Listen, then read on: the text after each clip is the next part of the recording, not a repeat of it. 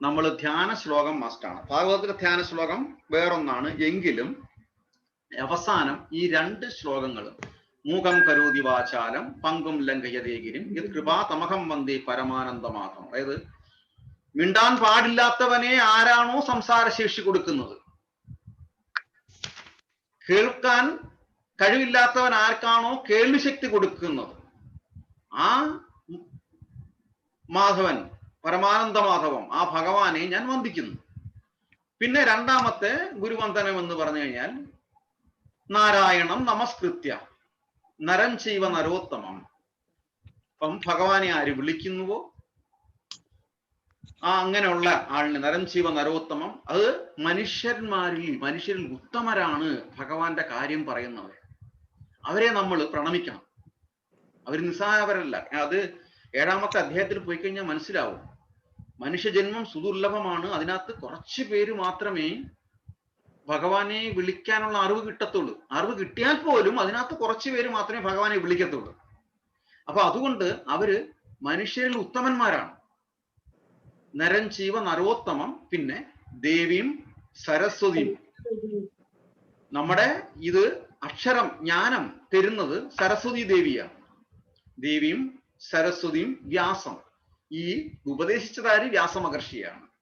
അപ്പം സരസ്വതി ദേവിയെയും വ്യാസദേവനെയും നമ്മൾ പ്രണമിച്ചുകൊണ്ടാണ് ദേവിയും സരസ്വതിയും വ്യാസം തഥോജയ മുദീരേ ഇത്രയും ചൊല്ലി ഗുരുവിന്റെയും വൈഷ്ണവരുടെയും അനുഗ്രഹത്തോടു കൂടിയാണ് നമ്മൾ നേരെ ഭഗവാനെ പറ്റി കേൾക്കാൻ ശ്രമിക്കുന്നത്.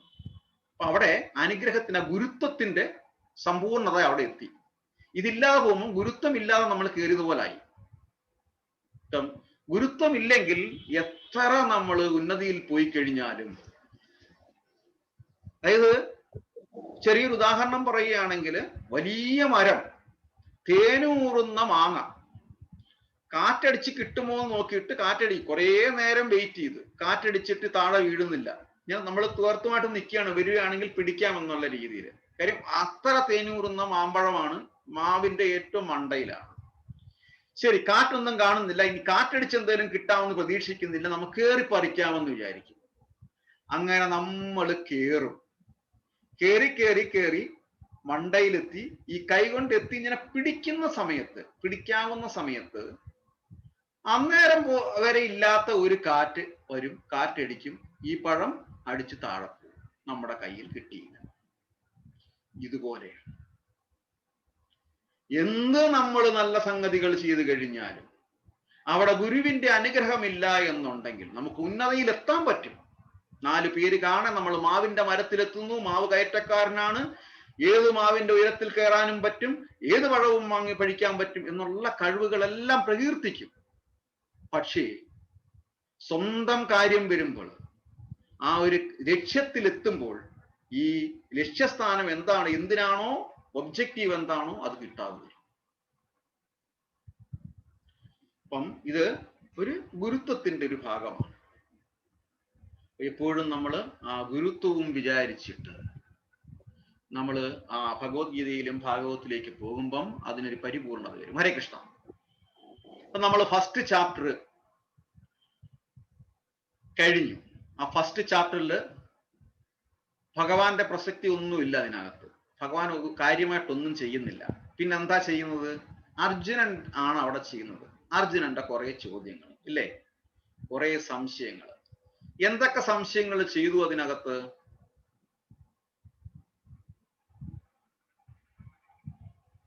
സിമി മാതാജി,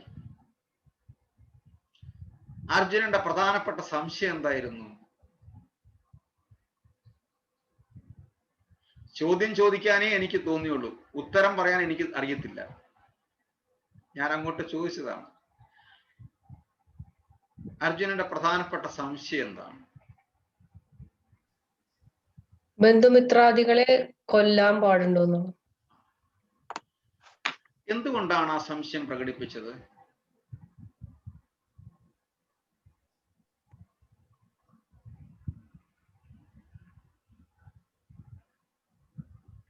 ഒന്ന്, അർജുനന്റെ ആ സാത്വിക ഭാവം, വളരെ വലിയ ഭക്തനായിരുന്നു, ശ്രേഷ്ഠനായ ഭക്തനായതുകൊണ്ടാണ്. 2, നേരത്തെ പറഞ്ഞതുപോലെ ഗുരുജനങ്ങളെ വധിക്കുക എന്ന് പറഞ്ഞു കഴിഞ്ഞാൽ അത് ജീവിതത്തിലെ ഒരു ശാപമാണ്, പരാജയമാണ്.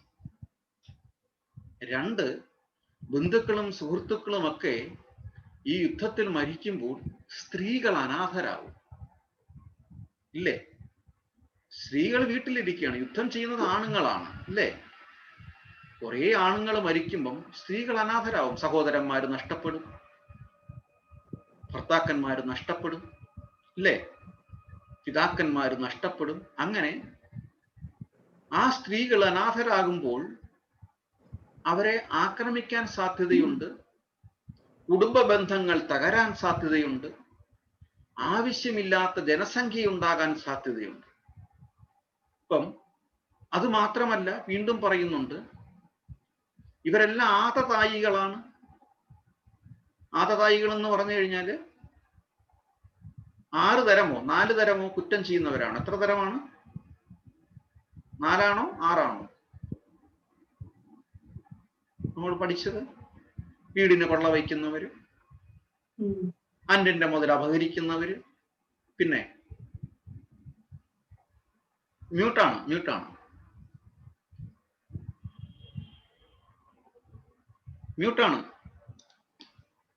ആ പറഞ്ഞോളൂ.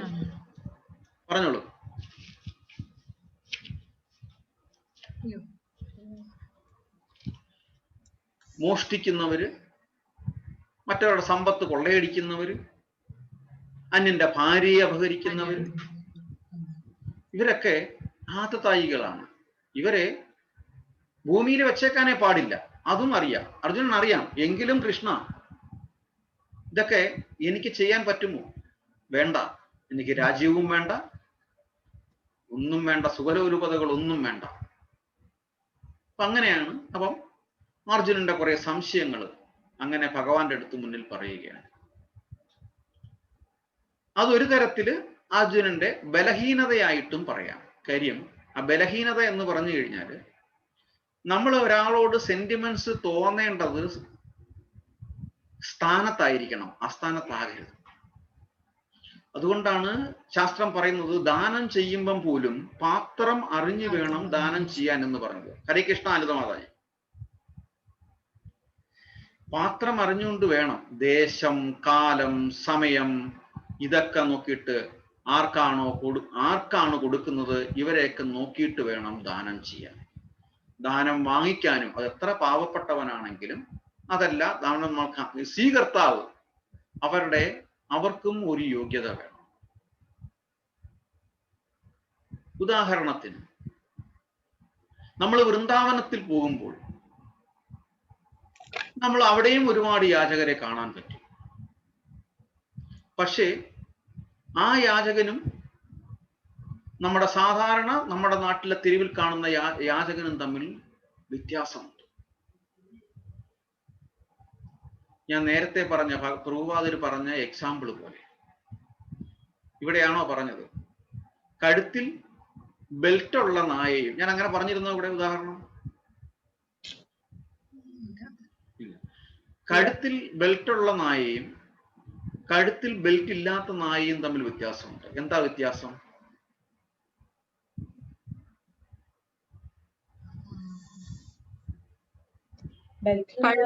ബെൽറ്റുള്ള നായക്ക് ഓണറുണ്ട്, കഴുത്തിൽ ബെൽറ്റില്ലാത്ത നായ തെരുവ് പട്ടിയായിരിക്കും. അതെ. ഇപ്പം ഒരിക്കല്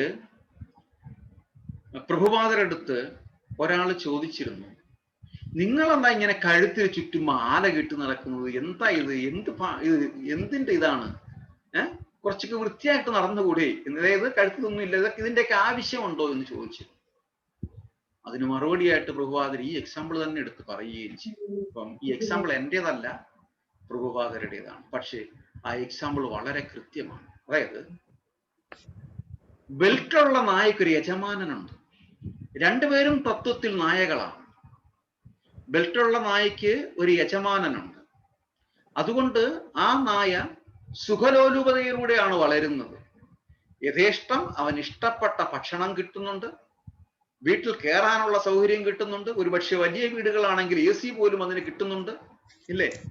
രാവിലെയും വൈകിട്ടും കുളിപ്പിക്കുന്നുണ്ട്. അതുപോലെ തന്നെ രാവിലെ നമുക്കറിയാം പട്ടിയും കൊണ്ട് രാവിലെ നടക്കുന്ന കാണാം. എന്തിനാ നടക്കുന്നത്? അതിനെ അപ്പിയിടിക്കാൻ വേണ്ടിയിട്ട്. ഇത്ര ഒരു എന്താ പറയുന്നത് ഡെഡിക്കേറ്റ് ആയിട്ടുള്ള സേവന മനോഭാവം സ്വന്തം അച്ഛനോടും അമ്മയോടും പോലും ചെയ്യത്തില്ല. ഒരു പക്ഷേ സ്വന്തം അച്ഛനും അമ്മയും വീട്ടിനകത്ത് അപ്പിയിട്ട് കഴിഞ്ഞാൽ അവരെ ദേഷ്യപ്പെടും, അവരുടെ സമയത്തിന് ശുശ്രൂഷ ചെയ്യത്തില്ല. ഇവിടെ നായയും കൊണ്ട് രാവിലെ ഇങ്ങനെ കൊണ്ടു നടക്കും. അത് അപ്പിയിടുന്നത് വരെ ചുറ്റിക്കൊണ്ട് നടക്കും. സാധാരണ ആൾക്കാർ വിചാരിക്കും നടക്കാൻ പോകുന്നതാണ്. അല്ല, അവനെ അപ്പിയിടാൻ വെയിറ്റ് ചെയ്യുന്നതാണ്. അതുവരെ നടന്നുകൊണ്ടിരിക്കും. ഇട്ട് കഴിയുമ്പോഴത്തേനും ചുറ്റിക്കറങ്ങി തിരിച്ചു കൊണ്ടുവരികയും ചെയ്യും. ഇതല്ലേ സത്യം? ഇവിടെ നായയാണോ യജമാനൻ? ഈ നായയെ കൊണ്ട് നടക്കുന്ന ആളാണോ യജമാനൻ? ആരാണ് യജമാനൻ? ശരിക്കും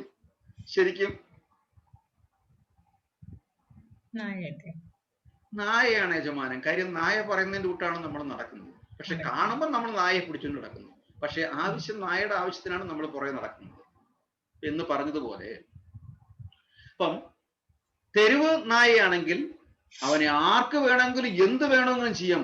ആരും ചോദിക്കത്തില്ല. കല്ലെറിയാം. അത് എത്രയോ ദിവസവും എത്രയോ പേരുടെ ഏറും കൊണ്ടാണ് നടക്കുന്നത്, ഇല്ലേ? മറ്റു പട്ടികൾ അതിനെ കടിക്കുകയും ചെയ്യും. അങ്ങനെ വിഷമിച്ചിട്ടാണ് അത് ഓരോ ദിവസവും. സ്വസ്ഥമായിട്ട് പോലും ഉറങ്ങാൻ പറ്റത്തില്ല. കാര്യം മറ്റു പട്ടികൾ എപ്പോഴാ വന്ന് ഉപദ്രവിക്കുന്നതെന്ന് അറിയത്തില്ല. മനുഷ്യരെപ്പോഴാ വന്ന് കല്ലെറിയുന്നതെന്ന് അറിയത്തില്ല. ഇതുപോലെയാണ് വൃന്ദാവനത്തിലെ യാചകരും മറ്റു യാചകരും തമ്മിൽ ചെറിയൊരു വ്യത്യാസം. അപ്പം അവിടെ ഭഗവാന്റെ അനുഗ്രഹത്തോടെ ആ വൃന്ദാവന ഭൂമിയിൽ, വ്രജഭൂമിയിൽ ഒക്കെ പൂർവകാലത്തിന്റെ ഫലമായിട്ടാണ് യാചകനായിട്ട് ജനിക്കുന്നതെങ്കിലും ചെറിയ ഒരു അലിവ്, ഒരു അനുകമ്പ. അതായത് നമ്മൾ ദാമോദര മാസത്തിൽ നമ്മൾ കണ്ടു, നാരദ മഹർഷിയുടെ ശാപം കൊണ്ട് നളകുബേരന്മാർക്ക് 2 മരമായിട്ട് വന്നപ്പോൾ സാധാരണ ഭൂമിയിലല്ല ആ മരത്തിന് വളരാനുള്ള അവസരം കൊടുത്തത്. ദ്വാപരയുഗത്തില് വ്രജഭൂമിയിൽ തന്നെ വളരാനുള്ള അവസരം കൊടുത്ത കാര്യം ഭഗവാന്റെ സ്പർശനം കിട്ടും. അതുപോലെ ഈ യാചകർക്കും ഒരു സ്പർശനം കിട്ടും. ഈ യാചകർക്കും ആരാണ് ദാനം കൊടുക്കുന്നത്? വൈഷ്ണവരാണ് ദാനം കൊടുക്കുന്നത്. എവിടെയാണ് അവർ കഴിയുന്നത്? വൃന്ദാവനത്തിലാണ് കഴിയുന്നത്. അതുകൊണ്ട് തീർച്ചയായിട്ടും അവർക്ക് അടുത്ത ജന്മം മോക്ഷമാണ് കിട്ടുന്നത്. അതുപോലെ അർജുനന്റെ അടുത്ത് കൃഷ്ണൻ പറയാൻ പോകുന്നതും അടുത്ത അധ്യായത്തില് ഇതാണ്. വരും അധ്യായങ്ങൾ നമുക്ക് അറിയാൻ പറ്റും. അതുകൊണ്ട് ഭഗവത്ഗീത നമ്മുടെ ജീവിതത്തിന്റെ മാനുവലാണെന്ന് പറയുന്നത്. ഏത് ശരി എന്ത് തെറ്റെന്ന് തിരിച്ചറിയണം എന്നുണ്ടെങ്കിൽ ഭഗവത് ശാസ്ത്രം തന്നെ നമ്മൾ പഠിച്ചറിയണം. മറ്റൊരു ശാസ്ത്രവും പഠിച്ചിട്ട് അല്ലെങ്കിൽ മറ്റുള്ളവര് പറയുന്നത് ഒരു ആധികാരികതയില്ലാതെ കേട്ടിട്ട് ഒരു കാര്യവുമില്ല. ഞാനിപ്പോൾ സംസാരിക്കുന്നത് പോലും ഞാൻ എൻ്റെ മനസ്സിൽ നിന്നൊന്നും പറയുന്നില്ല. പറയുന്നത് ശാസ്ത്രത്തിൽ എന്താണ് അത് മാത്രമാണ് എടുത്തു പറയുന്നത്. അപ്പൊ അങ്ങനെ ഫസ്റ്റ് ചാപ്റ്ററിൽ അർജുനൻ കുറെ സംശയങ്ങൾ ചോദിച്ചിട്ട് എങ്ങനെ നിർത്തുന്നു ഇവിടെ? ഒരു മിനിറ്റ്.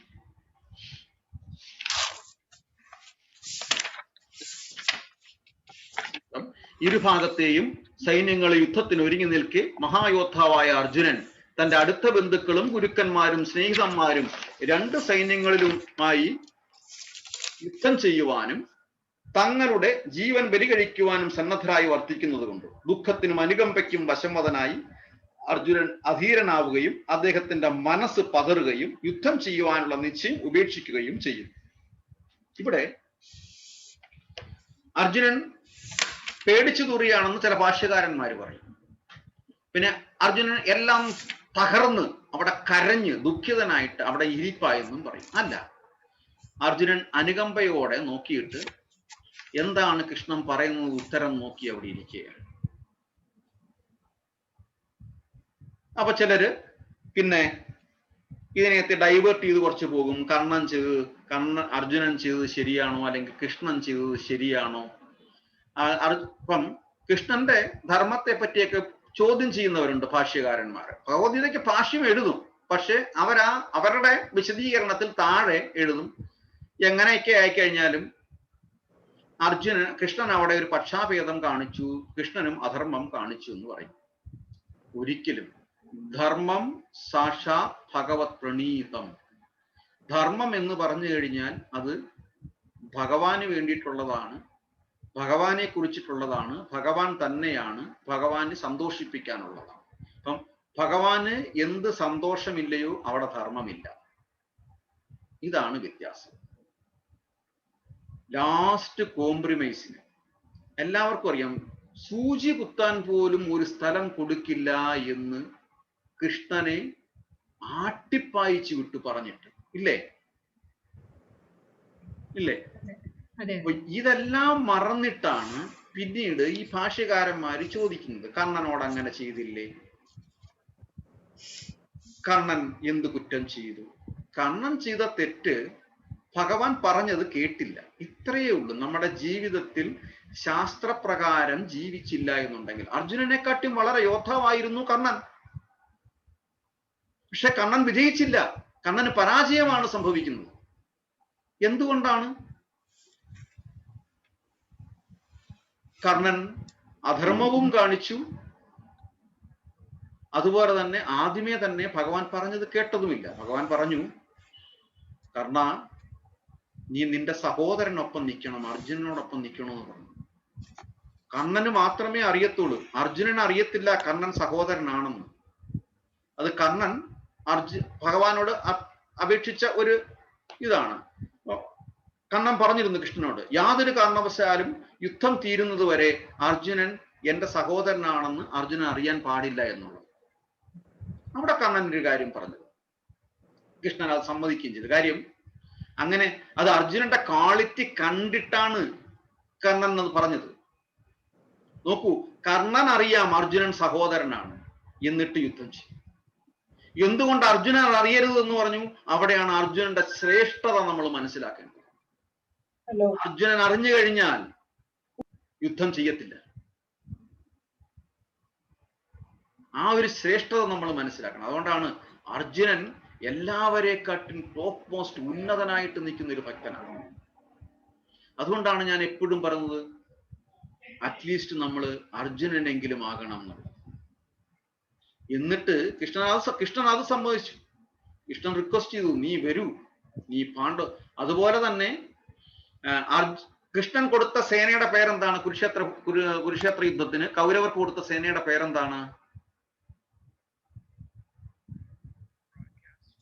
നാരായണസേന. നാരായണസേന. സ്മിതമാതി ഹരേ കൃഷ്ണ. നാരായണസേന എത്തി. നമ്മൾ ഫസ്റ്റ് ചാപ്റ്റർ കഴിഞ്ഞത് കൊണ്ട് സെക്കൻഡ് ചാപ്റ്റർ ജസ്റ്റ് ഞാൻ ഓപ്പൺ ആക്കി വെക്കത്തേ ഉള്ളൂ. ഒരു റിവ്യൂ. എല്ലാവരും മറന്നിരിക്കുകയാണ്.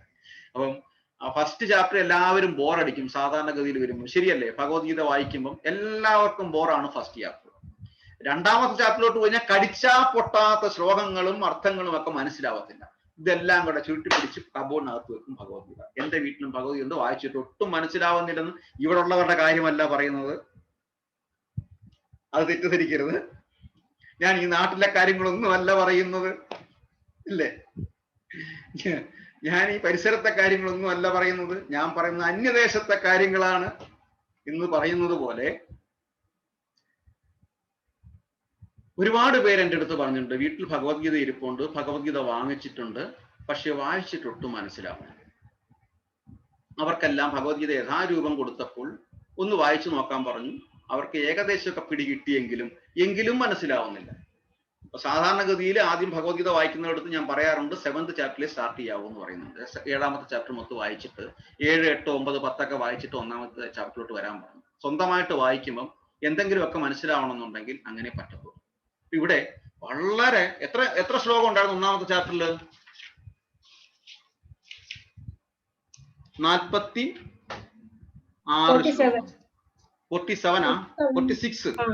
46. അടുത്ത ചാപ്റ്റർ ഒരുപാട് ശ്ലോകങ്ങളുള്ള ചാപ്റ്റർ. ഭഗവത്ഗീതയിൽ ചുരുക്കം ചില ചാപ്റ്റർ മാത്രമേ ഉള്ളൂ, 2 or 3 അധ്യായങ്ങൾ മാത്രമേ ഉള്ളൂ ഏറ്റവും കൂടുതൽ ശ്ലോകങ്ങളുള്ളത്. 2ാമത്തെ ചാപ്റ്റർ അതാണ്. ഇവിടെ അർജുനന്റെ ശ്രേഷ്ഠത മനസ്സിലായേ? ഇല്ലേ? അർജുനന്റെ ശ്രേഷ്ഠത മനസ്സിലായി.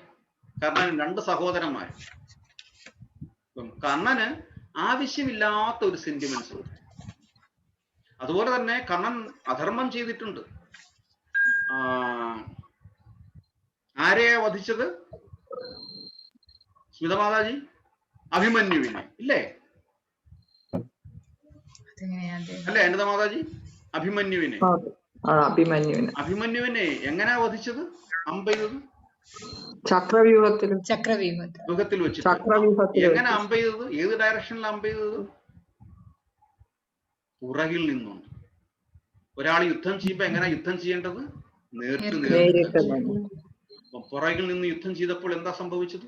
ചതി കാണിച്ചു. ശരിയല്ലേ? ആ ക്ഷണം കൃഷ്ണന് ദേഷ്യം. ആ ക്ഷണം കൃഷ്ണൻ എല്ലാ ധർമ്മങ്ങളും തെറ്റിച്ചു. അതാണ് ഭഗവാൻ പറയുന്നത്, യ കൗന്ദേയ പ്രതിജാനീഹി നമേ ഭക്ത്യാ പ്രണശ്യതി. എന്റെ ഭക്തൻ ഒരിക്കലും നാശം സംഭവിക്കുകയില്ല. അന്ന് അവിടെ കൃഷ്ണൻ കുറിച്ചു വെച്ചു കർണനെ.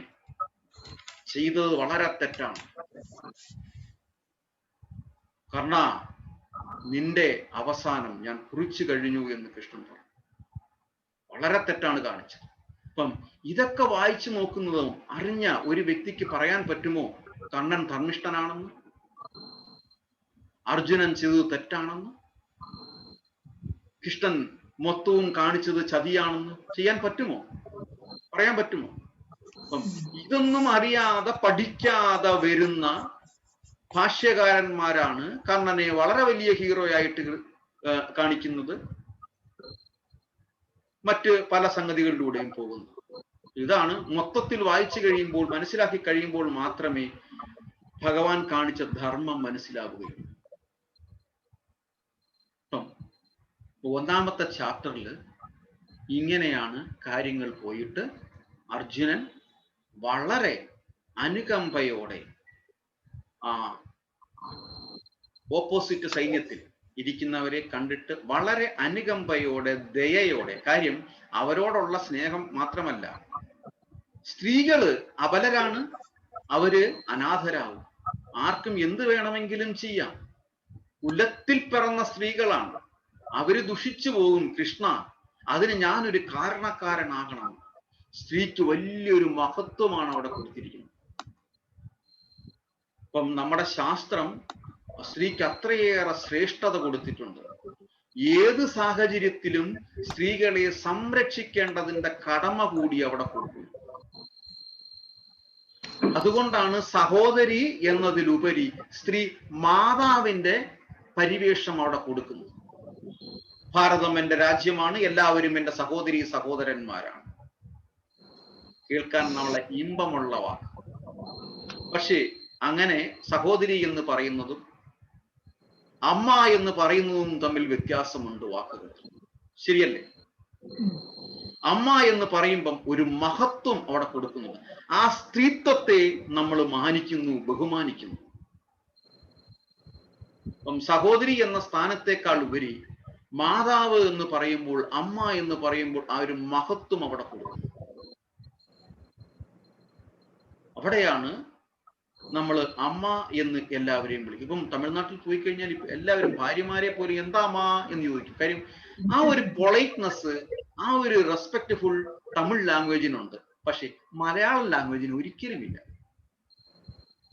ശരിയല്ലേ? സത്യമല്ലേ പറയുന്നത്? ഇപ്പോഴും അത് ഒരുപക്ഷെ തെലുങ്കിലും എനിക്കറിയത്തില്ല കൂടുതൽ, പക്ഷെ തമിഴില് നല്ല പൊളൈറ്റ്നെസ് ആണ് അവരുടെ വാക്കുകൾക്ക്. ദേഷ്യപ്പെടുകയാണെങ്കിൽ കൂടിയും അതിനകത്തൊരു പൊളൈറ്റ്നെസ് ഉണ്ട്. ശരിയല്ലേ? എന്തോ കുഞ്ഞുകുട്ടികളെ പോലെ അമ്മ എന്നാ വിളിക്കുന്നത്.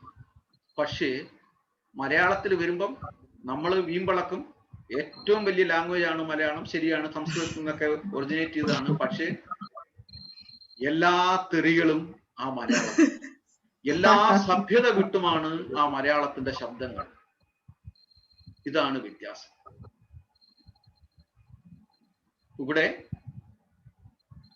അങ്ങനെയുള്ള ഈ വംശത്തിന്റെ പാരമ്പര്യം നഷ്ടപ്പെടുമെന്ന് അർജുനൻ പറഞ്ഞിട്ട് അർജുനൻ അവിടെ ഇരിപ്പാവും.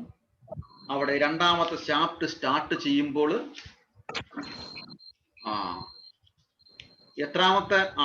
ഏഴാമത്തെ ചാപ്റ്ററിൽ 7ാമത്തെ ശ്ലോകത്തിലാണ് അർജുനൻ സറണ്ടർ ചെയ്യുന്നത്. നമുക്ക് വായിക്കാം, അടുത്ത പ്രാവശ്യം നമുക്ക് വായിക്കാം. ഏഴാമത്തെ ചാപ്റ്ററിൽ നമ്മൾ ഗുരുവിനെ സ്വീകരിക്കുകയാണ്. ഏഴാമത്തെ ശ്ലോകം, രണ്ടാമത്തെ ചാപ്റ്ററിൽ ഏഴാമത്തെ ശ്ലോകം വായിക്കുകയാണ്. കാപ്പണ്യദോഷു അവകഥ ചേതസ. അപ്പം ആദ്യത്തെ ശ്ലോകം തന്നെ സംശയുവാച തം കഥാ കൃപയാവിഷ്ട അശ്രുപൂർണ കുലേക്ഷണം വിഷീദന്തമിതം വാക്യം ഉവാച മധുസൂദന. സംശയം പറഞ്ഞു. അങ്ങനെ കരുണാർദ്രനായി അശ്രുക്കൾ നിറഞ്ഞ കണ്ണുകളോടെ നിൽക്കുന്നവനായ അർജുനനെ കണ്ട് മധുസൂദനൻ പറഞ്ഞു. ഇവിടെ കൃത്യം പറയുന്നുണ്ട്, കരുണാർദ്രനായെന്നേ പറയുന്നുള്ളൂ, പേടിച്ചു കൂടി എന്ന് പറഞ്ഞിട്ടില്ല. പക്ഷേ മലയാളത്തില് നിർഭാഗ്യവശാൽ മറ്റു ഭാഷ്യകാരന്മാര് ഭയചകിതനായി, പേടിച്ചിട്ട് ഓടിപ്പോയി എന്നുള്ള രീതിയിലാണ് പറയുന്നത്. പക്ഷെ ഇവിടെ അങ്ങനല്ല പറഞ്ഞത്. കരുണാർദ്രനായി അനുകമ്പ കാണിച്ചുകൊണ്ട് ഏറ്റവും വിഷാദത്തോടെ അവിടെ ഇരിക്കുകയാണ്. ഇനി അവിടെയാണ് സെക്കൻഡ് ചാപ്റ്ററിലെ ഭഗവത്ഗീതയുടെ സത്താണ് സെക്കൻഡ് ചാപ്റ്റർ വരുന്നത്. അപ്പം ശ്രദ്ധാപൂർവം സെക്കൻഡ് ചാപ്റ്ററിൽ നമ്മൾ ഇരിക്കണം. അത് ഫുള്ള് മനസ്സിലാക്കാവുമ്പോഴത്തേന് പിന്നെ അതിന്റെ കണ്ടിന്യൂഷൻ ആണ് 3, 4, 5, 6 എന്ന് വരുന്നത്. ശരിക്കും 7, 8, 9 ഭഗവാൻ പ്രത്യക്ഷപ്പെട്ട ശ്ലോകം, ഭഗവാൻ നമ്മുടെ മുന്നിൽ പ്രത്യക്ഷപ്പെട്ട ശ്ലോകങ്ങളാണ് 7, 8, 9, 10, 11. ഇത്രയും അധ്യായങ്ങള് ഭഗവാൻ നേരിട്ട് നമ്മളോട് സംസാരിക്കുന്നതാണ്. അപ്പം ഇതാണ്. അപ്പം ഒരു സന്ദേശം നമുക്ക് മനസ്സിലായിട്ടുണ്ട് ഇല്ലേ? സംശയങ്ങള് അത് യഥാർത്ഥമായിട്ടുള്ള ഗുരുപരമ്പരയിൽ നിന്ന് നമ്മൾ ചോദിക്കണം. അത് ശാസ്ത്രപ്രകാരമായിരിക്കണം അതിൻ്റെ അർത്ഥം കിട്ടേണ്ടത്. ഞങ്ങൾ പണ്ടൊക്കെ അർത്ഥമറിയാതെ പുരാണങ്ങള് എന്ത് പറഞ്ഞു കഴിഞ്ഞാലും, പുരാണങ്ങളിലെ കഥാപാത്രങ്ങളെ പറ്റി എന്ത് പറഞ്ഞു കഴിഞ്ഞാലും പിന്നെ ഭക്തനാണ്, ഭക്തിയോടെയാണ് സംസാരിക്കുന്നത് എന്നൊക്കെ പറഞ്ഞിട്ട് ഞങ്ങൾ നാട്ടിലുണ്ടായിരിക്കുമ്പോഴൊക്കെ എല്ലാം ഭക്തിയോടെയാണ് കാണുന്നത്. ഏത് നോവലിസ്റ്റും ഭഗവാന്റെ പേരിൽ എന്തെങ്കിലും നോവൽ എഴുതി കഴിഞ്ഞാൽ ഉടനെ ഭക്തിയോടെയാണ് കാണുന്നത്. അങ്ങനെ തെറ്റിദ്ധരിപ്പിക്കപ്പെട്ട ഒരു നോവലാണ് MDയുടെ രണ്ടാം ഊഴം. തെറ്റിദ്ധരിപ്പിക്കപ്പെട്ട ഒരു നോവൽ. പക്ഷെ ഉത്സവ സ്റ്റേജുകളിൽ ഏറ്റവും കൂടുതൽ അത് കഥ ചേർത്തല ബാലചന്ദ്രൻ എന്നൊരു കാഥികനാണ്. അന്നൊക്കെ നമ്മൾ ഇതിനൊക്കെ വളരെ ഈ ഇൻട്രസ്റ്റി ഉള്ള രീതി സമയത്താണ്. ചേർത്തല ബാലചന്ദ്രൻ എന്നൊരു കാഥികനാണ് ഏറ്റവും കൂടുതൽ ഭഗവാനെ വിറ്റ് കാശാക്കിയ ഒരു കാഥിക. വിളിച്ചത് ഈ ഉത്സവ കമ്മിറ്റിക്കാർക്കും അറിയത്തില്ല ഇത് യഥാർത്ഥമായിട്ടൊരു കഥയല്ല എന്നുള്ളത്. അവർ രണ്ടാം ഊഴം ഭീമൻ, പാണ്ഡവരും, ഭഗവാന്റെ ഏറ്റവും വലിയ ഭക്തൻ, അതിനെപ്പറ്റിയാണ് കഥ പറയുന്നത് എന്നുള്ള ഭക്തിയോടെയാണ് അവര് അവതരിപ്പിക്കാൻ വിളിക്കുന്നത്. പക്ഷെ പറയുന്നത് മൊത്തവും അസംഭവ്യമായ കഥകള്, അധർമ്മമായ കഥകള്.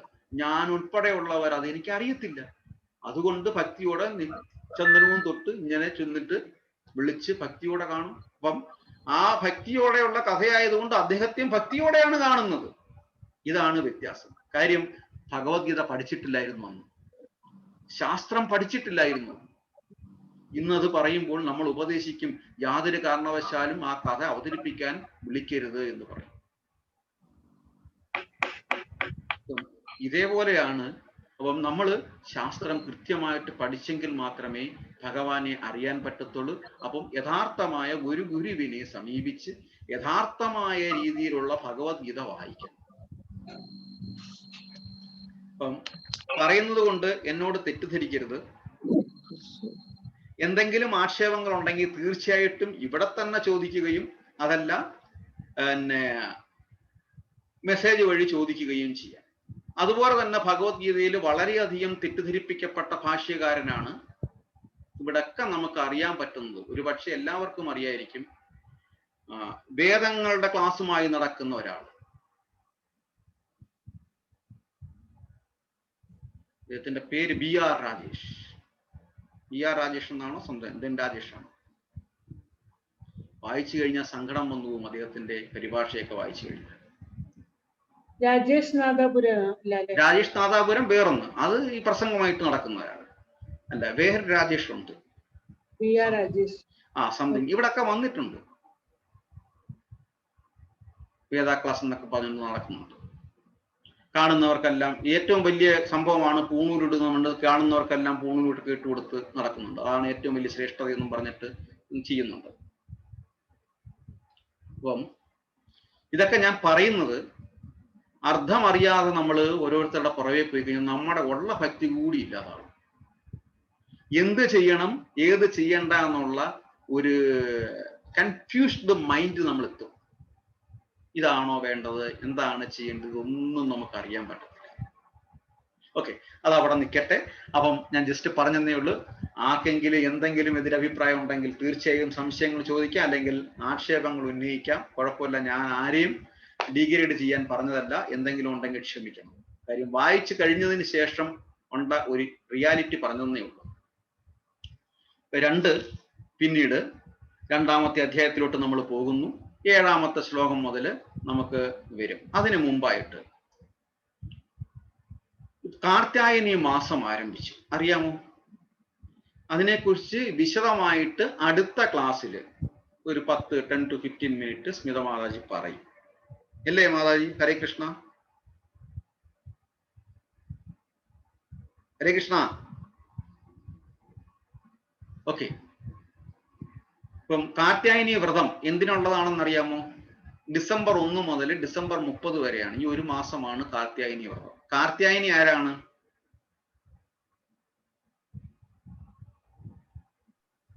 ദേവിയാണല്ലോ, ഭഗവതി ദേവി. അതെ, ദുർഗയാണ് കാർത്യായനി ദേവി.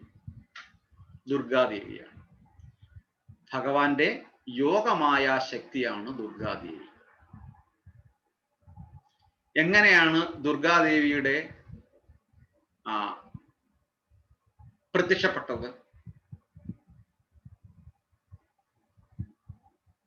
ദുർഗാദേവിയുടെ അവതാരം എങ്ങനെയാണ്?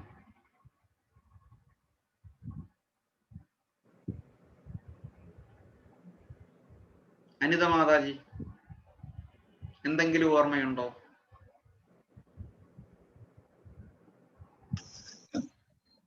അറിയില്ല. പറഞ്ഞു വരുമ്പോ ആ ഓർമ്മയുണ്ടെന്ന് പറയും. എല്ലാരും പറയും ഓർമ്മയുണ്ടെന്ന് പറയും. എല്ലാരും പറയും. സ്മിത മാതാജി, ഞാൻ പറഞ്ഞത് അടുത്ത ആഴ്ച കാർത്യായനി വ്രതത്തെ പറ്റിയും കാർത്യായനി മഹിമ. ഓക്കെ, മാതാജി വിളി കേൾക്കാത്തോണ്ടാണ്. ഓക്കെ. ഇപ്പം ഞാൻ എന്താ പറഞ്ഞത്? ദുർഗാദേവിയുടെ പറഞ്ഞു വരുമ്പോ എല്ലാവർക്കും ഒരുപോലെ ഓർമ്മ വരും. എല്ലാവർക്കും അറിയാമെന്ന് പറയും. ഭഗവാന്റെ അവതാരവുമായിട്ട് ബന്ധപ്പെട്ടിട്ടാണ് ദുർഗാദേവി. ശ്രീകൃഷ്ണൻ ജനിക്കുന്നതിന് മുമ്പ് യെസ്, ഒരു പെൺകുഞ്ഞു ജനിച്ചു. ജനിക്കും. യെസ്. ആ പെൺകുഞ്ഞ് ആരിലാണ് ജനിച്ചത്? ദേവകി. ദേവകിയിൽ ജനിച്ചു. പെൺകുഞ്ഞായതുകൊണ്ട് ആദ്യം കംസൻ വെറുതെ വിടും, പക്ഷെ വീണ്ടും ഈ പെൺകുഞ്ഞിനെ കണ്ടിട്ടാണ് കംസൻ വരുന്നത്. അവിടെ കംസന് അടുത്ത ശിക്ഷ കൊടുക്കുന്നതാണ്. ഒരു സ്ത്രീകളോടും നമ്മൾ ഒരു തരത്തിലും ദോഷം കാണിക്കരുത്. ബ്രഹ്മഹത്യാ പാവം പോലെയാണ്. ആ ഒരു പാവം കിട്ടാൻ വേണ്ടി തന്നെയാണ് കംസൻ ഇട്ടുകൊടുത്തത്. പെൺകുഞ്ഞിനെ തന്നെ ഇട്ടുകൊടുത്തു, അതും കന്യക. അപ്പം ആ പെൺകുഞ്ഞിനെയാണ് എറിഞ്ഞ് കൊല്ലാൻ ശ്രമിക്കുന്നത്. അവിടുന്നാണ് സ്ലിപ്പായി പോകുന്നത്. അവിടെ വെച്ചിട്ട് ഒരശരീരി ആ ദുർഗാദേവി വരും, ഹേ മൂർഖഹംസ, നിന്റെ അന്ത്യം അടുത്തിരിക്കുന്നു. നിന്റെ അന്തകൻ ഇവിടെ ജനിച്ചിരിക്കുന്നു എന്നുള്ളത് നീ കുറിച്ചു വെച്ചിരിക്കുക. അവിടെയാണ് കംസൻ ഭയപ്പാട് തുടങ്ങുന്നത് ശരിക്കും. അപ്പം അതാണ് ദുർഗാദേവി. ആ ദുർഗാദേവിയെയാണ് പിന്നീട് നവദുർഗ എന്നറിയപ്പെടുന്നത്. ചാമുണ്ഡി, കന്യാകുമാരി ദേവി, അങ്ങനെ നവദുർഗകൾ. എനിക്ക് ഫുൾ പേര് എനിക്ക് ഓർമ്മ വരുന്നില്ല. ഇതാണ് നവദുർഗകൾ എന്ന് പറയുന്നത്.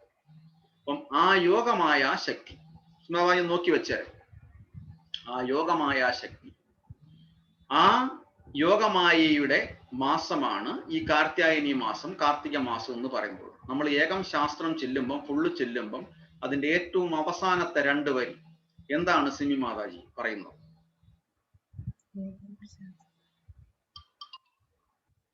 മ്യൂട്ടാണ്. കാർത്യായനി മഹാമായേ മഹായോഗിൻ നദീശ്വരി നന്ദഗോപ സുതം ദേവീം പതിന്മേ കുരുതേ നമഃ. പതിന്മേ കുരുതേ നമഃ. മഹായോഗിൻ നദീശ്വരി. എന്നിട്ട് അതിന്റെ അർത്ഥം എന്താണ്? അർത്ഥം എന്താണ്? സ്മിതമാതാജി അതിന്റെ അർത്ഥം എങ്ങനെ പറയും?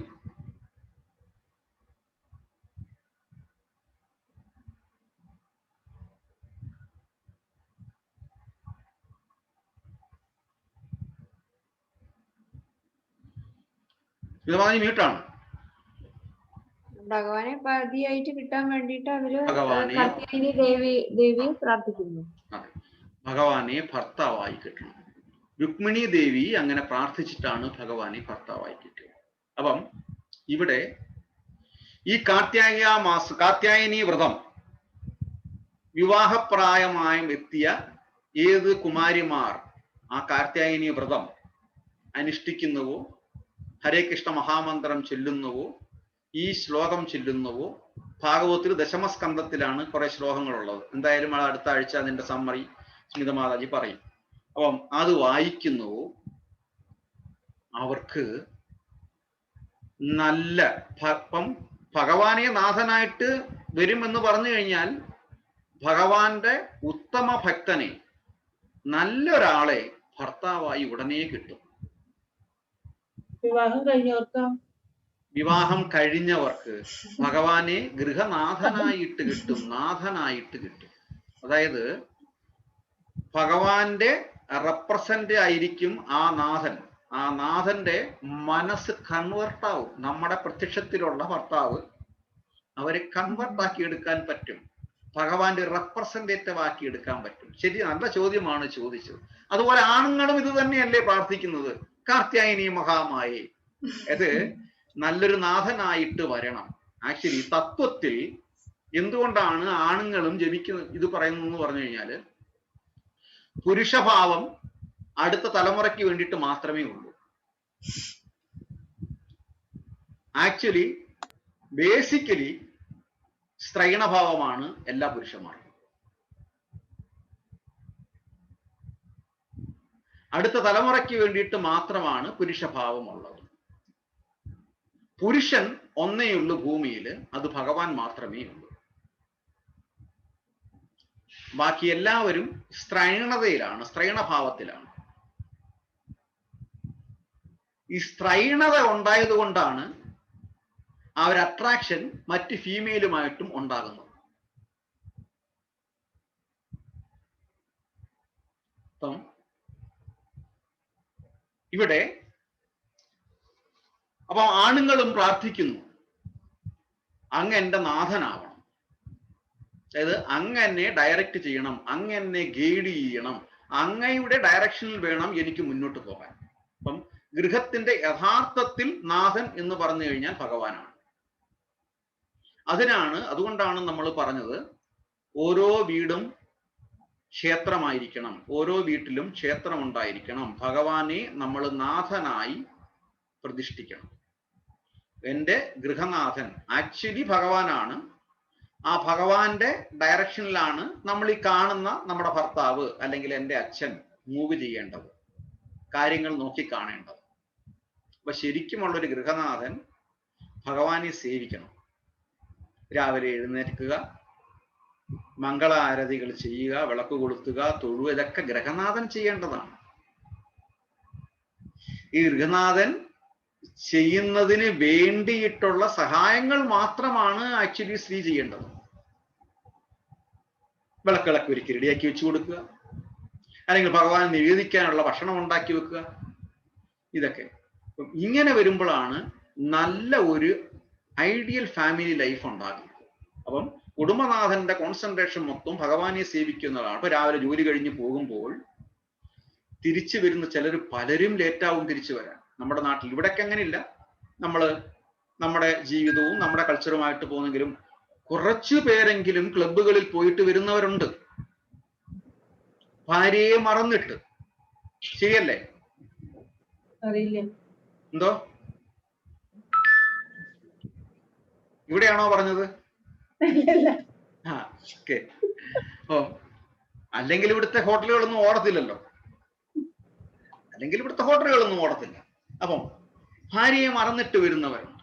അപ്പം അങ്ങനെ ഒരു മറവി ഉണ്ടാകുന്നത് ദൈവിക ചിന്താഗതി ഇല്ലാത്തത് കൊണ്ടാണ്. ഭഗവാൻ, നീ ഭാര്യയെ മറന്നു, പക്ഷേ വീട്ടിലൊരു ഭഗവാൻ ഇരിപ്പുണ്ട്, ഞാൻ ചെന്നിട്ട് വേണം, എനിക്ക് വൈകിട്ട് ഭഗവാന് വിളക്കൊരുക്കണം, ഭഗവാന് നിവേദ്യങ്ങൾ അർപ്പിക്കണം, ഇതൊക്കെ ഞാനാണ് ചെയ്യേണ്ടത്, അത് തെറ്റിക്കാൻ പാടില്ല. അപ്പോൾ സ്വാഭാവികമായിട്ടും ജോലി കഴിഞ്ഞിട്ട് നേരെ ആ ഗൃഹനാഥൻ എങ്ങും കറങ്ങാതെ വീട്ടിലെത്തുമ്പോഴത്തേന് ആ കാര്യങ്ങളെല്ലാം ചെയ്തു വെക്കാൻ വേണ്ടിയിട്ട് ഭാര്യ ഇതെല്ലാം ഒരുക്കി വെക്കും. നോക്കൂ, രണ്ടുപേരും ഒരുപോലെ ഒരുമിച്ച് ഭഗവത് സേവനത്തിൽ നമ്മൾ എത്തിക്കഴിഞ്ഞു. അവിടെ വരുമ്പം ഭഗവാൻ എല്ലാ കാര്യങ്ങളും ചെയ്തു കഴിഞ്ഞ് വിളക്ക് കൊളുത്തി ഭഗവാനെയും വിളിച്ച് പ്രാർത്ഥിച്ച് വരുമ്പം രണ്ടുപേരും ഒരേ മനസ്സായി. അപ്പൊ അവിടെ വരുമ്പോൾ ഈ പറയുന്ന ജാതകദോഷങ്ങളോ ഈ പറയുന്ന പൊരുത്തക്കേടുകളോ എല്ലാം ഇല്ലാതെയാകും. അവിടെ അത് നമ്മൾ ഒരാൾ വിചാരിച്ച പോലെ അത് ജന്മജന്മാന്തരായി കിട്ടുന്ന ഒരു, തീർച്ചയായിട്ടും ജന്മജന്മാന്തരങ്ങളായിട്ടുള്ള ശരിയാണ്. അതിനൊരു അത് നമ്മൾ പറഞ്ഞാലൊന്നും ഭർത്താവ് അങ്ങനെ ആവണമെന്നില്ല, അല്ലെങ്കിൽ ഭാര്യ അങ്ങനെ ആവണമെന്നില്ല. തീർച്ചയായും ആയി കിട്ടിയാൽ രക്ഷപ്പെട്ടു. സത്യം, ആയി കിട്ടിയാൽ രക്ഷപ്പെട്ടു. ശരിയാണ്. Note the statement. ആയി കിട്ടണമേ എന്നുള്ളതായിരിക്കണം നമ്മുടെ ഓരോരുത്തരുടെയും പ്രാർത്ഥന. അത് ആകും. സുമാജി പറഞ്ഞത് ഒരു നേക്കഡ് ട്രൂത്താണ്. നമുക്കത് നിഷേധിക്കാൻ പറ്റത്തില്ല. ഞാൻ ഉൾപ്പെടെ എല്ലാ വീടുകളിലും, അതെ, ഞാൻ ഉൾപ്പെടെ, അല്ലെങ്കിൽ സ്മിത മഹാരാജി ഉൾപ്പെടെ, അല്ലെങ്കിൽ സിനി മഹാരാജി ഉൾപ്പെടെ എല്ലാ വീടുകളിലും നടക്കുന്ന ഒരു കാര്യമാണ് സുമാജി പറഞ്ഞത്. അത് ഒരു സത്യമാണ്. അപ്പം നമുക്കങ്ങനെ ആ ഒരു അന്തരീക്ഷം നമുക്ക് വരണം. എൻ്റെ കുട്ടി നല്ലതുപോലെ പഠിക്കണം, എൻ്റെ കുട്ടി വലുതായിട്ട് മാറണം എന്നൊക്കെ ഏതൊരു അച്ഛനും അമ്മയും ആഗ്രഹിക്കാറുണ്ട്. അതിനനുസരിച്ചിട്ട് ആ കുട്ടികളെ നമ്മൾ മോൾഡ് ചെയ്തെടുക്കാൻ ശ്രമിക്കാറുണ്ട്. നമ്മൾ ശ്രമിക്കുന്നു അല്ലേ? നമ്മൾ അതിനുള്ള അവസരങ്ങൾ ഒരുക്കുന്നു, നമ്മൾ പഠിക്കാനുള്ള സാഹചര്യം ഉണ്ടാക്കി കൊടുക്കുന്നു ഒക്കെ ചെയ്യുമ്പോൾ ഒരു പക്ഷേ 90% കുട്ടികളും സക്സസ് ആവും. ആ രീതിയിൽ അച്ഛനും അമ്മയും വിചാരിച്ച രീതിയിൽ വരാൻ പറ്റും. അതിനകത്തൊരു 10% അല്ലെങ്കിൽ 5% കുട്ടികൾ മാത്രമേ എത്ര ശ്രമിച്ചിട്ടും ഈ പറഞ്ഞതിന് വിട്ട് അത് ജന്മജന്മാന്തരങ്ങളായിട്ടുള്ള ബാക്കിയാവുമ്പം അത് അവൻ അങ്ങനെ പറഞ്ഞിട്ടില്ല, അതുകൊണ്ടാണ് അവൻ അങ്ങനെ ആകാത്തത്, അങ്ങനെ വന്നിടാത്തത്. അത് നമ്മുടെ കയ്യിലുള്ളതല്ല. നമ്മൾ എത്രയോ ശ്രമിച്ചു, പക്ഷെ നടന്നില്ല.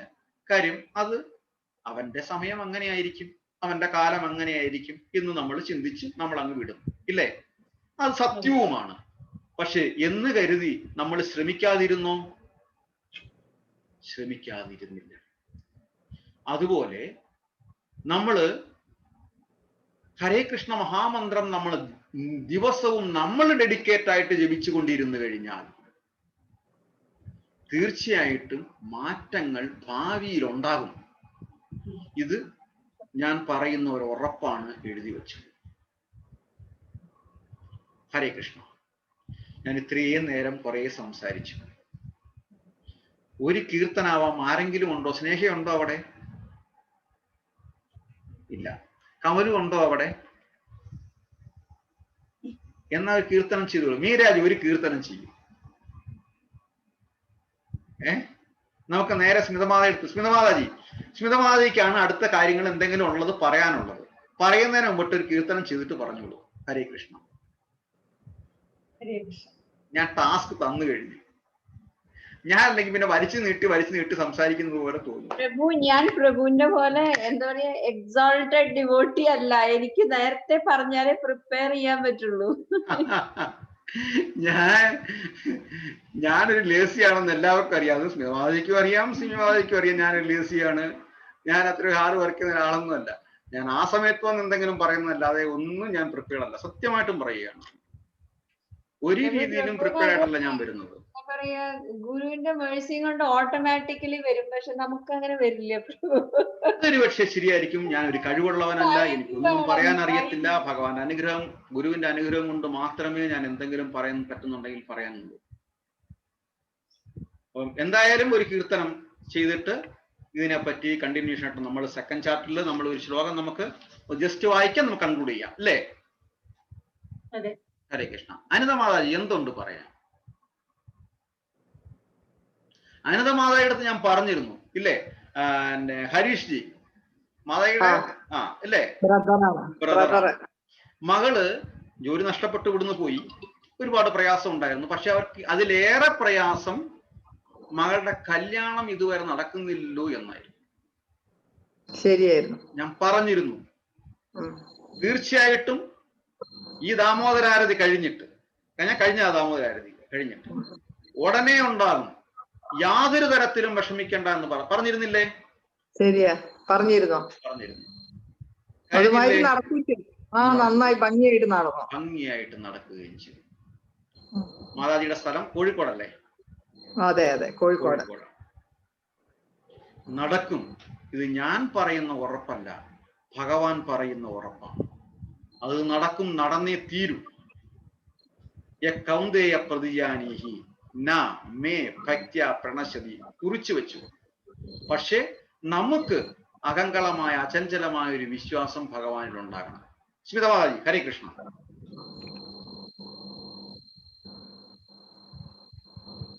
ഞാൻ സത്യം പറഞ്ഞ നെക്സ്റ്റ് വീക്ക് ഞാൻ പറയാം. പാടിക്കൂടെ? ഞാൻ പറഞ്ഞൊരു കീർത്തനം പാടാൻ, എന്നിട്ട് എന്തെങ്കിലും പറയാനാ പറഞ്ഞത്. കുട്ടികൾ ആരും വിടില്ല. ഈ ക്ലാസ് അഡൽസ് ക്ലാസ് ആയിട്ട് മാറിക്കഴിഞ്ഞു.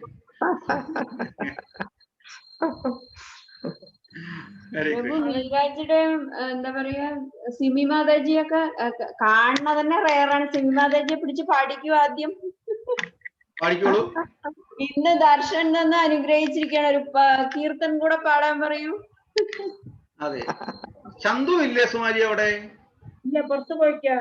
ഇന്ന് അവധി ദിവസങ്ങളല്ലേ, കുട്ടികളെ യൂത്ത് അതിൻ്റെതായ സ്വാതന്ത്ര്യം അവർക്കും കൊടുക്കണം. ഓക്കെ, കൊടുക്കണ്ട, അവര് ചെയ്തു. അവര് പിടിച്ചെടുത്തോണ്ട് പോയിക്കുള്ളൂ അല്ലേ പറയും. അമ്മയൊക്കെ ഫസ്റ്റ് ജനറേഷൻ ആണ്, ഇത് ഫിഫ്ത് ജനറേഷൻ ആണെന്ന് പറയും, പഴഞ്ചനാണെന്ന് പറയും അല്ലേ? മൈക്കം നീരാജിക്ക് കൊടുക്കും, അവിടെ പ്രാക്ടീസ് ചെയ്യുന്നുണ്ട്. ഓക്കെ, പറഞ്ഞു കഴിഞ്ഞു. ഇനി ഒരു കൺഫേംഡ്, ഇനി ഒരു ക്വസ്റ്റ്യൻ മാർക്ക് ഇല്ല. അറിയുന്ന പാട്ട്, പാടിക്കൊണ്ടിരുന്ന പാട്ട്, നേരത്തെ പാടിയ പാട്ട് പാടിക്കോളൂ. കേട്ട് നമുക്ക് ഇഷ്ടപ്പെട്ട പാട്ടുകൾ അറിയില്ല, പക്ഷെ എന്നാലേ പാടിയ പാട്ടുകൾ വീണ്ടും വീണ്ടും പാടുമ്പോഴാണ് മനസ്സിൽ തറയ്ക്കുന്നത്. നമുക്ക് പാട്ട് കേൾക്കുമ്പോ തോന്നില്ല അയ്യോ ഇതെന്ത് രസാന്ന്, പക്ഷെ നമുക്ക് പാടാൻ അറിയില്ല. എന്നാലും ഞാൻ അത് ഒന്ന് ട്രൈ ചെയ്യുന്നു കേട്ടോ. തീർച്ചയായിട്ടും തീർച്ചയായിട്ടും. ഭജേ വ്രജൈകമണ്ഡനം സമസ്ത പാപഖണ്ഡനം സ്വഭക്ത ചിത്തരഞ്ജനം സദൈവ നന്ദനന്ദനം. ഭജേ വ്രജൈകമണ്ഡനം സമസ്ത പാപഖണ്ഡനം സ്വഭക്ത ചിത്തരഞ്ജനം സദൈവ നന്ദനന്ദനം. സുദിച്ഛഗുച്ഛമസ്തകം സുനാദവേണുഹസ്തകം അനംഗരംഗസാഗരം നമാമി കൃഷ്ണനാഗരം. നമാമി കൃഷ്ണവാരണം. നാഗരം എന്നല്ലേ? അല്ല, ഏതാ വായിച്ചത്? സോറി ഫസ്റ്റ് ശ്ലോകം കൃഷ്ണനാഗരം. ഓക്കെ, ക്ഷമിക്കണം. ഓക്കെ. മനോജഗർവമോചനം വിശാലലോലലോചനം വിധൂതഗോപശോചനം നമാമി പത്മലോചനം. മനോജഗർവമോചനം വിശാലലോലലോചനം വിധൂതഗോപശോഭനം നമാമി പത്മലോചനം. കരാരവിന്ദഭൂതരം വിദാലോകസുന്ദരം മഹേന്ദ്രമാനധാരണം നമാമി കൃഷ്ണവാരണം. കദംബസൂനു കുണ്ടലം സുജാരുഗണ്ഡമണ്ഡലം വ്രജാംഗനൈകവല്ലഭം നമാമി കൃഷ്ണ ദുർലഭം. യശോദയാ സമോദയാ സകോപയാ സനന്ദയാ യുധം സുഖൈകദായകം നമാമി ഗോപനായകം. സദൈവ പാദപങ്കജം മദീയമാനസേ നിജം ദധാനമുത്തമാലകം നമാമി നന്ദബാലകം. സമസ്തദോഷശോഷണം സമസ്തലോകപോഷണം സമസ്തഗോപമാനസം നമാമി നന്ദലാലസം. ഭുവോ ഭരാവതാരകം ഭവാബ്ദികർണധാരകം യശോമതി കിശോരകം നമാമി ചിത്തചോരകം. മൃഗന്ധകാന്തഭംഗിണം സദാ സദാലസംഗിനം ദിനേ ദിനേ നവം നവം നമാമി നന്ദസംഭവം. ഗുണാകരം സുഖാകരം കൃപാകരം കൃപാപരം സുരദ്വിഷന്നികർത്തനം നമാമി ഗോപനന്ദനം. നവീന ഗോപനാഗരം നവീന കേളിലംപടം നമാമി മേഘസുന്ദരം തടിത് പ്രഭാല സത്പടം. സമസ്ത ഗോപനന്ദനം ഹൃദം ഭുജൈകമോദനം നമാമി കുഞ്ചമത്യകം പ്രസന്ന ഭാനുശോഭനം. നികാമകാമദായകം ദൃഗന്ധചാരുസായകം രസാലവേണുഗായകം നമാമി കുഞ്ചനായകം. വിദഗ്ധ ഗോപികാ മനോജ്ഞതൽപശായിനം നമാമി കുഞ്ചകാനനെ പ്രവൃദ്ധവഹ്നിപായിനം. യഥാ തഥാ തദൈവ കൃഷ്ണ സത്കഥാ മയാ സദൈവ ഗീയതാം തഥാ കൃപാ വിധീയതാം. പ്രമാണികാഷ്ടകദ്വയം ജപത്യദിത്യയഃ ഭവത്സനന്ദനന്ദനേ ഭവേ ഭവേ സുഭക്തിമാൻ. പ്രമാണികാഷ്ടകദ്വയം ജപത്യദിത്യയഃ ഭവേത് സനന്ദനന്ദനേ ഭവേ ഭവേ സുഭക്തിമാൻ. ഭവേ ഭവേ സുഭക്തിമാൻ വ്രജൈകമണ്ഡനം സമസ്ത പാപഖണ്ഡനം സ്വഭക്തി ചിത്തരഞ്ജനം സദൈവ നന്ദനന്ദനം. ആദ്യത്തെ ഈ ശ്ലോകത്തിന്റെ ശ്രീകൃഷ്ണ അഷ്ടകം എന്ന് പറയും. ഇത് ആരാ എഴുതിയത്? മ്യൂട്ടാണോ? ശങ്കരാചാര്യരാണോ വില്ലുമംഗലമാണോ? സ്മിത മാതാജി? സിമി മാതാജിക്ക് അറിയാതെ നന്നായിട്ട്. ഇനി സിമി മാതാജി ഒന്നും കൂടി ഒന്ന് ശരിക്കും പാടിയാ മതി. മാതാജി ഇത് ശങ്കരാചാര്യരാണോ വില്ലുമംഗലമാണോ ചെയ്തിരിക്കുന്നത്? മ്യൂട്ടാണ്. ശങ്കരാചാര്യരല്ലേ പ്രഭു? ശങ്കരാചാര്യരാണല്ലേ? അല്ലേ മാതാജി? ഇത് നമ്മുടെ അമ്പലത്തിൽ കേട്ടിട്ട് ഭയങ്കര ഇഷ്ടമായിട്ടാണ് സിമി മാതാജിയോട് ഞാൻ ചോദിച്ചത് എവിടെയാ ഇത്, എന്താ ഇത് പാട്ട്. ശങ്കരാചാര്യരാണ് എഴുതിയിട്ടുള്ളത്. ശങ്കരാചാര്യര്. മോൾക്കൊക്കെ നന്നായി അറിയണ്ടാവും അല്ലേ സിമി മാതാജി? ഇത് തീർച്ചയായിട്ടും ശ്രീനാഥജി ടെമ്പിളിലെ അതെ 7 മണിക്കുള്ള ആരതി കഴിഞ്ഞിട്ട് ഉള്ള കീർത്തനമാണിത്. ആദ്യത്തെ തന്നെ സമസ്ത പാപഖണ്ഡനം, എല്ലാ പാപങ്ങളും എടുത്ത് കളയണമേ എന്ന്. എത്ര സുന്ദരമായ അഷ്ടകമാണ്. ദിവസവും ചൊല്ലുന്നത് നല്ലതാണ്. പിന്നെ മൊത്തം ഭഗവാനെ സ്തുതിക്കുകയാണ്, ശരണാഗതി പ്രാപിക്കുകയാണ്. ഒരു ശരണാഗതിയുടെ ശ്ലോകങ്ങളാണിതെല്ലാം, വരികളാണിതെല്ലാം. നന്നായി. പക്ഷെ അവിടത്തെ ട്യൂൺ കേട്ട് നിൽക്കാൻ നല്ലൊരു ഫീലാണ്. ഇതേ ടോൺ തന്നെയാണ്, യാതൊരു സംശയമില്ല. പക്ഷെ അവരിത്തിരിയും കൂടെ ഒന്ന് നീട്ടി കുറിക്കുകയും ചെയ്യുന്നു എന്ന് മാത്രമേ ഉള്ളൂ.